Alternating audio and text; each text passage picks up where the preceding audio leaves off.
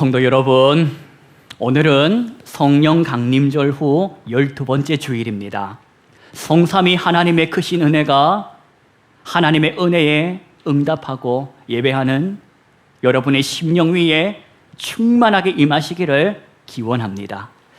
가을을 맞아서 지난 주 중에 교회 주차장 입구에다가 이번에도 시 한 편 내걸었습니다. 이번에 게시한 시 보셨습니까? 그 시의 제목은 멀리서 빈다, 나태주 시인의 시였습니다. 멀리서 빈다. 이 시의 마지막 부분을 여러분께 소개해드리고 싶습니다. 이 시의 마지막 부분입니다. 가을이다. 부디 아프지 마라. 여러분, 가을입니다. 2023년도 하나님께서 저와 여러분에게 허락하신 가을. 이 가을 아프지 마시고 우리 주님 안에서 늘 강건하시기를 축원합니다. 8월 셋째 주 토요일, 여러분은 이 날이 무슨 날인지 아십니까? 8월 셋째 주 토요일 언제였습니까? 어제였습니다. 8월 셋째 주 토요일, 바로 어제. 이 토요일은 세계 유기동물의 날이었습니다. 유기동물, 그게 뭡니까? 버려진 동물, 곧 버림받은 동물이라는 겁니다. 그런데 그렇게 유기되는 동물들의 숫자가 이게 결코 적지 않다는 걸 아십니까? 특히나 7월 말에서부터 8월 초중반까지 이때 유기되는 동물들의 수가 아주 폭증한답니다. 이때가 무슨 시즌입니까? 휴가철입니다. 왜 사람들이 하필이면 이 휴가철에 키우는 강아지들, 고양이들, 동물들을 길에다가 혹은 휴게소에다가 그리 버리고 갈까? 이 중에 혹시 반려동물 키워보신 분들 아실 겁니다. 그리고 키워보셨던 분들도 제가 해드리는 말을 공감하실 겁니다. 동물들을 집에 혼자 놔두고 어디 멀리 다녀오는 일이 쉬운 게 아닙니다. 동물들 혼자 집에 두고 2박 3일 혹은 3박 4일 어디 다녀오는 게 이게 쉽지 않다는 겁니다. 그래서 어떻게 합니까? 데리고 갑니다. 그런데 그것도 여의치 않으면 어떻게 합니까? 데리고 갈 수가 없습니다. 그러면 지인에게 부탁합니다. 이번에 여차여차해서 좀 부탁합니다 하고 사정을 합니다. 문제는 이겁니다. 데리고 가는 거, 또 누군가에게 맡기고 가는 거, 이게 다 부담이 된다는 겁니다. 어떤 부담? 경제적인 부담. 휴가철이 되어서 모처럼 우리 가족 여행이라도 갈라치면 이 반려동물이 입장이 가능한 숙소는 가격이 비쌉니다. 비용이 만만치 않다는 겁니다.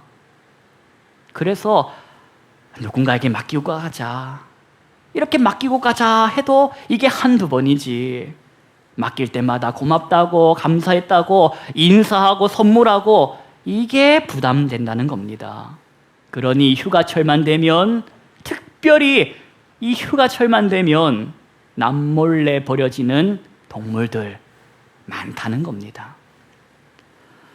버리는 거하고 잃어버리는 거하고 구분하실 수 있으시지요?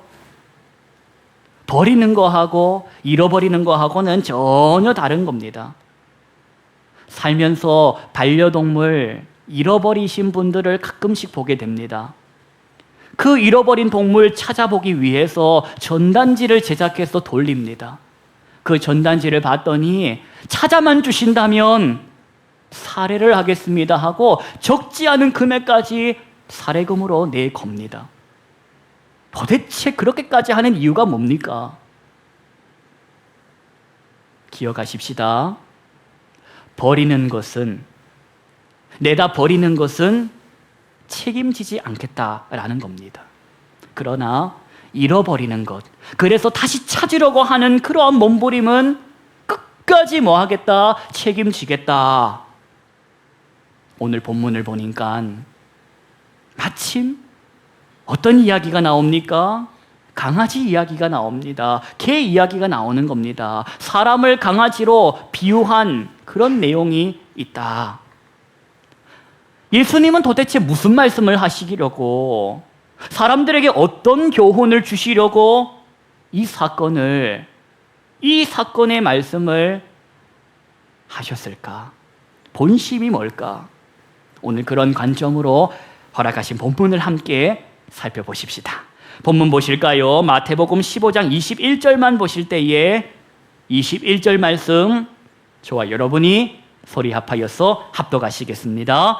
예수께서 거기서 나가사 두로와 시돈 지방으로 들어가시니, 예수님께서 거기서 나오셨답니다. 그리고 어디로 들어가셨답니까? 두로와 시돈으로 들어가셨답니다. 어디서 나오셨을까?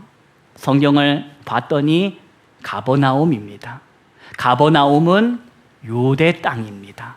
유대 사람들이 살고 있던 유대 지역이라는 겁니다. 예수님께서 유대 사람들이 살고 있던 마을에서 나와서 이방 사람들이 살고 있는 이방인 마을로 가셨다라는 겁니다. 왜 가셨나? 왜 가셨을까? 여러분은 이유를 아시겠습니까? 왜 예수님께서 유대 땅에서 나와서 이방 땅에 가셨을까? 이 질문하기 앞서서 예수님 이 세상에 왜 오셨나? 그것부터 우리 다시 생각해 봅시다. 예수님 왜 오셨습니까? 어쩌다가 오셨습니까? 실수로 오셨습니까? 성경은 예수님께서 하나님의 뜻을 따라, 그 약속을 따라 세상 구원하러 오셨다고 증언합니다. 요한복음 3장 17절 말씀을 들어보십시오. 하나님이 그 아들을 세상에 보내신 것은 세상을 심판하려 하심이 아니요 그로 말미암아 세상을 구원하려 하심이라. 세상을 구원하러 오셨던 분이 예수님이라는 겁니다. 오늘 예수님께서 유대 마을에서 나와서 이방인 마을로 가신 이유는 뭘까? 벌 주러 가셨나? 야단치러 가셨나? 심판하러 가셨나? 아니라는 겁니다. 구원하러 가신 것이다. 말씀을 의지하여 믿으시기를 바랍니다. 예수님과 제자들 가버나움 땅에서 나와서 지금 두로와 시돈 지역으로 들어가실 때에 그때 성경 보니 누가 등장합니까? 한 여인이 등장하더라는 겁니다. 마태복음서를 봤더니 이 여인을 가나안 여인이라고 소개합니다. 그러나 마가복음서를 좀 보니 조금 더 구체적으로 이 여인을 소개합니다. 이 여인은 헬라인이라고 합니다. 그리고 수로보니게 족속의 여인이라고 합니다. 수로보니게, 이 말은 시리아에 거주하는 페니키아인이라는 뜻입니다. 그걸 한자로 그리고 다시 한글로 옮기다고 보다 보니 수로보니게가 되어버린 겁니다. 그런데 왜 마태복음서는 굳이 이 여인을 가나안 여인이라고 했을까? 왜 굳이 그 땅을 옛 지명 가나안 그걸 언급하고 있을까? 의도적이라는 겁니다. 의도적이다. 가나안 땅에 살고 있었던 이 사람들, 유대인들의 눈으로 볼 때에 어떤 사람들입니까? 친구입니까? 원수입니다. 가나안 사람들은 다 죽여 없애야만 했을 원수라는 겁니다. 그런데 그 원수의 핏줄, 이 가나안 여인이 예수님을 찾아왔다는 겁니다. 어떻게 찾아왔습니까? 약속하고 왔습니까? 예약하고 왔습니까? 아닙니다. 무작정 온 겁니다. 약속 잡지 않고 급한 마음에 그냥 내리달라 온 겁니다. 22절 보실까요? 우리 22절로 23절까지 말씀 저와 여러분 합독하시겠습니다.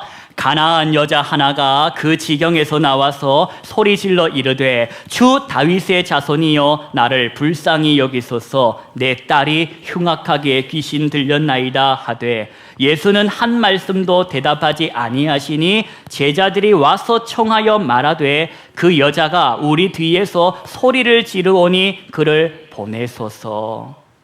소리를 질렀답니다. 왜 소리 질렀습니까? 소리 질러야지 저 앞에 계신 분이 들을 거 아닙니까? 예수님 들으라고.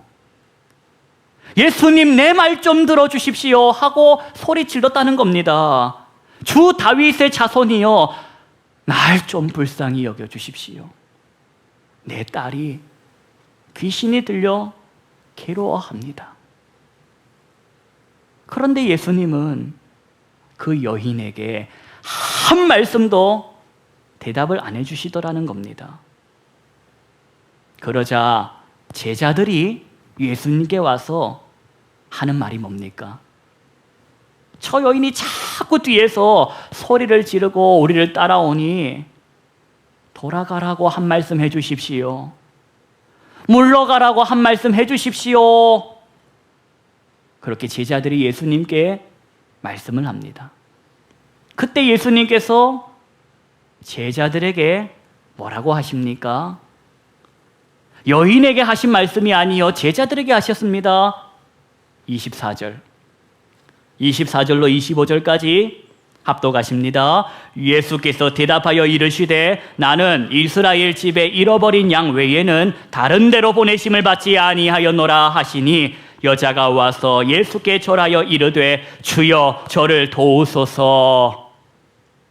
시끄럽게 쫓아오는 저 여인 그만 좀 돌려보내달라고 그 말을 제자들이 예수님께 하자 예수님께서 제자들에게 하신 말씀이 뭐였습니까? 나는 이스라엘 집에 잃어버린 양 외에는 다른 데로 보내심을 받지 않았다. 이게 무슨 뜻인지 아십니까? 이게 무슨 뜻인지 아시겠습니까? 여러분 요즘에 젊은 사람들 MZ세대가 즐겨 쓰는 쓰리요가 있는 걸 아십니까? 쓰리요. 그걸 알면 MZ요, 모르면 그냥 X입니다. 요즘 젊은 사람들이 흔히 하는 쓰리요, 이걸요? 제가요? 왜요? 이걸요? 제가요? 왜요? 예수님께서 이 여인 좀 어떻게 해주십시오라고 할 때에 그러한 의도로 그걸 왜 내가 이런 말로 하셨겠습니까? 예수님의 본심은 우선순위가 있다라는 겁니다. 잃어버린 양을 먼저 구하고 그 다음이라는 겁니다. 그때 그 틈을 타고 이 여자가 돌진해 옵니다. 제자들 사이를 비집고 와가지고 예수님 가까이 와가지고 절을 하며 하는 말, 주여 저를 도우소서. 여러분 지난 주일 우리가 베드로 모습 보지 않았습니까? 베드로가 물 위를 걸어올 때에 한 걸음 남겨두고 물에 빠진 것을 기억하실 겁니다. 왜 빠졌습니까? 바람을 보고 무서워하자 빠져버렸습니다. 예수님은 그것을 해석해 주십니다. 네가 두 가지 마음을 가졌기 때문이다. 한 걸음 놔두고 빠져버린 베드로, 우리가 지난주 보았습니다. 그런데 오늘 이 여인 한 걸음이 아니라 한 걸음에 지금 누구에게 왔습니까? 예수님께 옵니다. 그리고 엎드립니다. 그 다음에 하는 말이 불쌍히 여겨달랍니다. 날 좀 도와달랍니다. 그때 예수님께서 하신 말씀이 26절입니다. 26절 합독하시겠습니다. 대답하여 이르시되 자녀의 떡을 취하여 개들에게 던짐이 마땅하지 아니하니라. 여기 빵이 있어. 이 빵 누구 줄 빵이라? 개가 아니라 내 자녀에게 줄 빵이다. 참고로 여러분, 오늘 본문에 나오는 이 개는 헬라어로 퀴나리온입니다. 의미는 집 안에서 키우는 강아지, 작은 개를 의미하는 단어입니다. 그러니 반려동물이라는 겁니다. 그러나 여러분, 아무리 집 안에서 키우는 강아지가 귀하다고 한들 누구보다는 아니다. 자식보다는 아니라는 겁니다. 아무리 집안에서 키우는 강아지 뽀삐가 예쁘다 해도 뽀삐가 1등이 아니라 우리 집 아들, 딸들이 1등이라는 겁니다. 그건 뒤집을 수가 없다는 겁니다. 세상 어느 부모가 자식 먹을 빵을 뺏어다가 자식이 아니라 키우는 뽀삐에게 주겠냐는 겁니다. 나는 이스라엘의 잃어버린 양을 찾으러 왔다. 자식들부터 찾아서 먹여야 하겠다. 그러자 여인이 뭐라고 합니까? 썽을 냅니까? 욕을 합니까? 예수님 멱살을 잡습니까? 아닙니다. 여자가 하는 말 맞습니다. 주여 올소이다. 그러나 집에서 키우는 그 강아지도 주인의 상에서 떨어지는 그 빵 부스러기 먹지 않습니까? 주여, 부스러기 은혜라도 주옵소서. 부스러기 은혜라도 주시옵소서. 이 여인의 말에 우리 주님 어떻게 반응하십니까? 여자여, 네 믿음이 크도다. 네 소원대로 되리라. 여인의 소원이 무엇인지 아십니까? 여인의 소원은 내 딸 사는 겁니다. 고통스러워하는 내 딸, 귀신 들려 아파하는 내 딸, 다시 건강하게 되는 것이 이 여인의 소원이었습니다. 성경은 증언합니다. 28절 합독하시겠습니다. 이에 예수께서 대답하여 이르시되 여자여 네 믿음이 크도다. 네 소원대로 되리라 하시니 그때로부터 그의 딸이 나으니라. 아멘. 아브라함의 후손이라고, 선민이라고 그렇게 일찍이 하나님께로부터 사랑을 받아, 말씀을 받아 사람 살리는 데 쓰라고 주신 말씀, 그러나 사람 살리는 데 쓰지 않고 자기들의 유익을 위해서, 만족을 위해서 써먹고만 살았던 사람들, 조상들의 전통이 어쩌네 저쩌네, 손을 씻네 마네, 본질도 아닌 걸 가지고 사람 잡아먹는데 하나님의 말씀을 악용하고 살던 이들. 반면에 이 여인은 어떻습니까? 유대인입니까? 아닙니다. 이방인입니다. 가나안 여인입니다. 원수의 핏줄입니다. 그러나 이 여인이 뭐라고 합니까? 부스러기 은혜라도 좋으니 주십시오. 부스러기 은혜라도 좋으니, 그 부스러기 은혜만 있으면 누구 살릴 수 있다? 내 딸 살릴 수 있다. 고칠 수 있다. 이러한 믿음이 있었다는 겁니다. 여러분, 은혜에 배가 고파야 합니다. 은혜에 배가 고파봐야 부스러기 은혜도 얼마나 귀한지를 안다는 겁니다. 배가 고파봐야 알지. 배 부르면 무슨 소리 한다? 배부른 소리만 하는 겁니다. 배부른 소리는 칫칫 교만한 소리가 될 수 있기 때문입니다. 오늘 저와 여러분은 어떤 소리하고 살고 있는지 돌아보십시다. 은혜를 사모하는 소리를 하고 살고 있습니까? 아니면 당연하다, 당연하다, 그리 당연하다 거리며 감사할 줄 모르고 배부른 소리만 하고 교만한 소리만 하고 살고 있지 않은지를 돌아보자는 겁니다. 여러분, 식당에 올라가서 밥을 먹게 됩니다. 그런데 그 밥 먹는 사람 중에서 무조건 맛있다고 말하는 사람이 누군지 아십니까? 밥 한 사람입니다. 반찬 준비한 사람은 자기 입에서 맛없다는 소리가 절대 튀어나오지 않습니다. 그리고 그 밥한 사람을 사랑하는 사람 가족들도 거들어 줍니다. 오늘 반찬 맛있다. 우리 엄마가 한 반찬 너무 맛있다. 우리 아내가 수고한 반찬 너무 맛있다. 거들어 줍니다. 누가 맛없다는 소리 합니까? 땀 한 방울 섞지 않은 사람이 와가지고 짜네 다네 이런 소리를 하는 겁니다. 여러분, 이따가 올라가셔서 무슨 소리 하고 식사하실 겁니까? 3일만 굶어 보십시오. 뭐가 나온들 감사히 먹을 것입니다. 그러면 가만히 있으면 저절로 배가 고파집니까? 가만히 있으면 배가 고파집니까? 물론 그렇지만 땀을 흘려야 합니다. 움직여야 배가 고프고 맛이 돈다는 겁니다. 음식 준비하시는 집사님들은 일요일이 되었다고 그래서 주일이 아닙니다. 시장에 가서 주일 애찬 시장 그 장 보는 그 순간부터 그 집사님은 주일이 시작되는 겁니다.